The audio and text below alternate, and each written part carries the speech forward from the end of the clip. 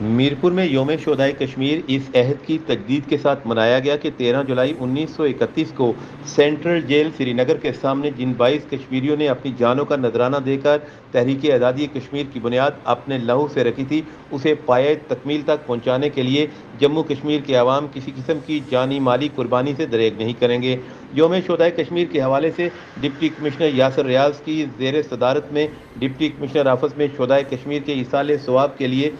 دعائیہ تقریب منعقد ہوئی۔ ڈپٹی کمشنر آفس میں منعقدہ دعائیہ تقریب میں ایس ایس پی کامران علی، صدر ڈسٹرکٹ بار ایسوسی ایشن چودھری شکیل الزماں، ڈپٹی ڈائریکٹر لبریشن سیل سردار عظیم سرور، تحصیلدار چودھری عمران یوسف، انجمن تاجراں، صحافیوں، وکلاء اور ملازمین سمیت سول سوسائٹی کے علاوہ دیگر افراد نے بڑی تعداد میں شرکت کی۔ اس موقع پر ڈپٹی کمشنر یاسر ریاض نے 13 جولائی 1931 کو سری نگر سینٹرل جیل کے سامنے ڈوگرا سامراج نے جن 22 بے گناہ کشمیریوں کو شہید کر دیا تھا کی عظیم قربانیوں کو سراہا اور کہا کہ کشمیری شہداء اور حریت قیادت نے آزادی کی جو شمع جلائی ہوئی ہے اسے منزل مقصود تک پہنچانے کے لیے کسی بھی قسم کی قربانی سے گریز نہیں کیا جائے گا۔ انہوں نے حکومت پاکستان کی طرف سے کشمیریوں کی سیاسی، اخلاقی اور سفارتی حمایت جاری رکھنے پر اہل کشمیر کی طرف سے شکریہ ادا کیا۔ تقریب کے آخر میں شہدائے کشمیر کے ایصال ثواب، مقبوضہ کشمیر اور فلسطین کی جلد از جلد آزادی،